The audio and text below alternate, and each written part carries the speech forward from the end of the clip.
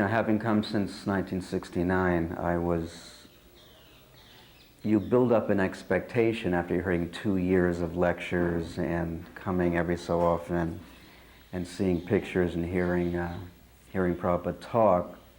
So when it actually occurred, I thought I would be seeing an amazing human being. And it was so far beyond that, so miraculous, that for 28 years, since I just had it confirmed that 2 other people saw the same thing I did when Prabhupada came up. He came up the escalator. This is at Detroit Airport. A lot of kirtan going on. Vyasa song was set up. Came up the escalator, and one would normally expect Prabhupada to walk off the escalator. Prabhupada didn't walk off the escalator. He kept coming upwards off the escalator, floating above the escalator, and started to float over to the Vyasa song. While this was happening, there was a brilliant sun-like effulgence coming off of him. And I have never hallucinated before that I can remember. And when I saw that, Prabhupada then gently floated down and settled into the seat. At that time, the next time I raised my head was 20 minutes later, after my head was on the ground crying for 20 minutes. And when I looked up, everyone else was also down. There were a few people. I remember Lakshmi Moni was looking at Prabhupada, and tears were coming from her eyes. And I thought that this was just my experience, and then just recently, both Indradyumna Maharaj and Sureshwar told me they had seen the same thing. And I've been reflecting on this and what this really means, beside it being a miraculous event.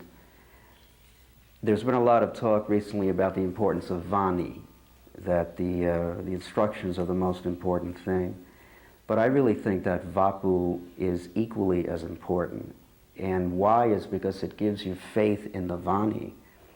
That's why I think these remembrances are important, because for those that did not have the fortune to see Prabhupada, if they can have an understanding that not only was he not just another human being, but he's also not just another pure devotee.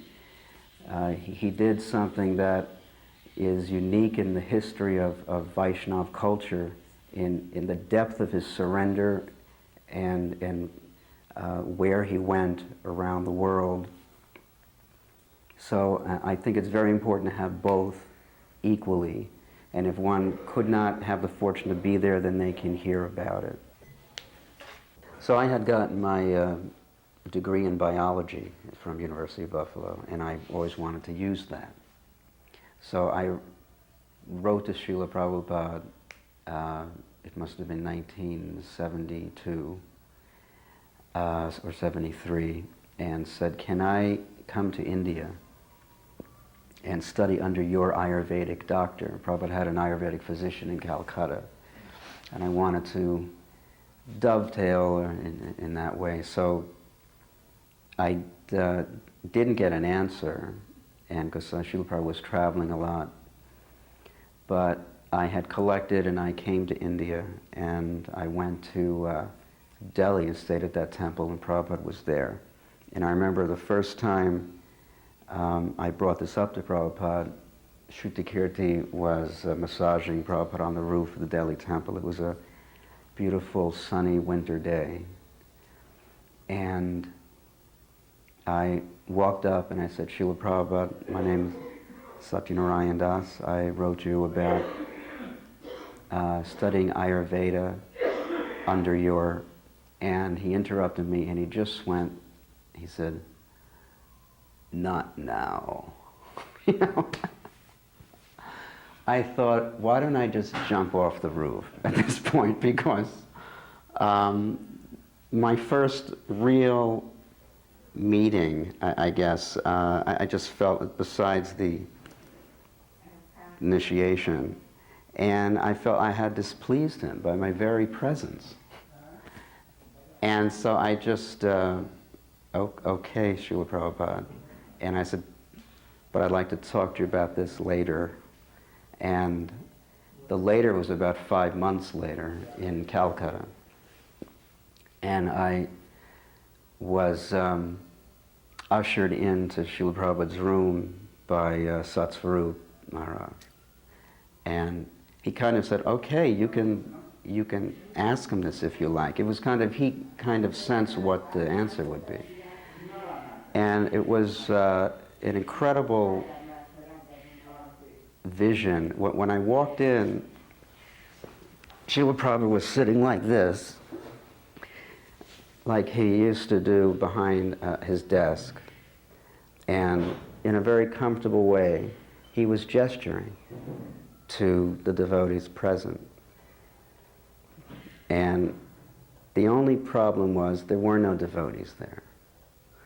Srila Prabhupada was, he was having a discussion, and I interrupted the discussion. And I have this understanding just because of the situation that he was talking to someone. I don't know who it was. Then Narada Muni was discussing with his Guru Maharaj, but there was a clear discussion going on, and he looked over, and then we had our talk about the Ayurveda. And Prabhupada said, he again interrupted, he said, this is not necessary. He said, whatever medicine that works, use it. He said, Western medicine is very advanced. Western medicine is very advanced. And when he said that, I got the impression that it really didn't matter if I got involved with this or not, or he wasn't impressed with Ayurveda.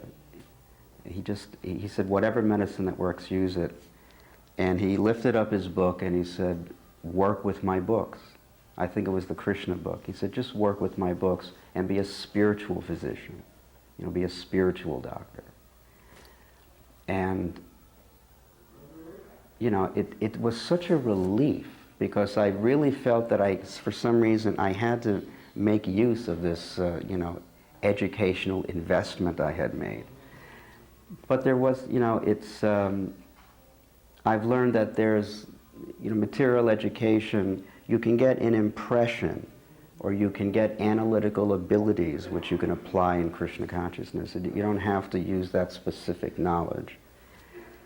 So, I was so relieved, and soon after I joined the library party, where I went many places all over India, by Srila Prabhupada's grace, to 14 countries outside of India, hundreds and hundreds of universities.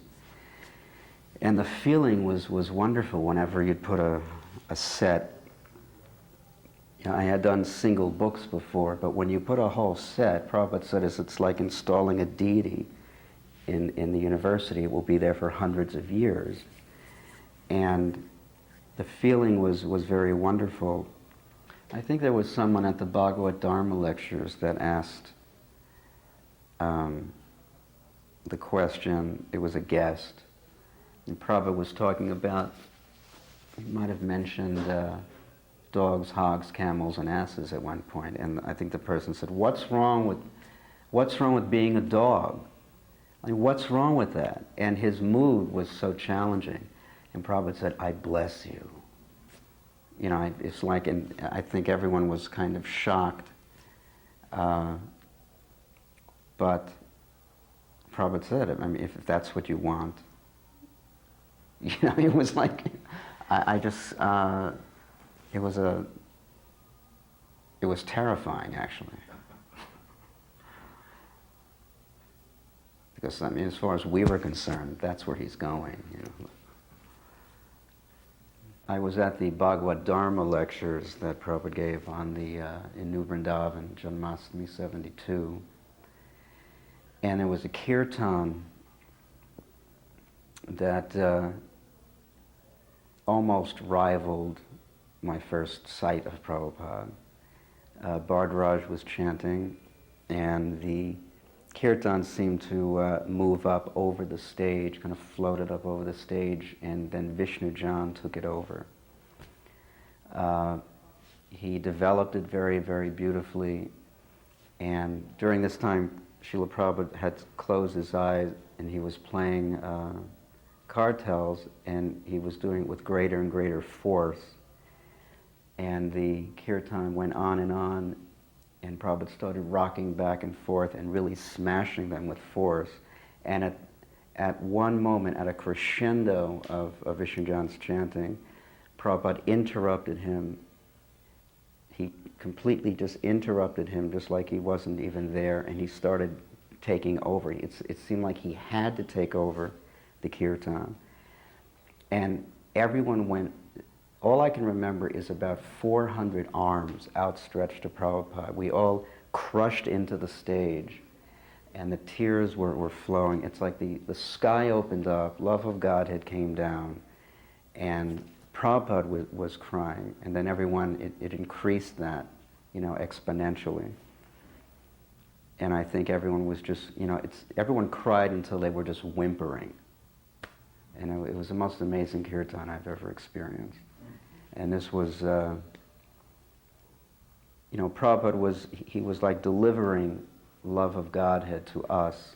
It came through him and he poured it on us. So I had sent a telegram to Srila Prabhupada because at that time, a lot of the library men would try to somehow communicate with Prabhupada. We knew he was ill.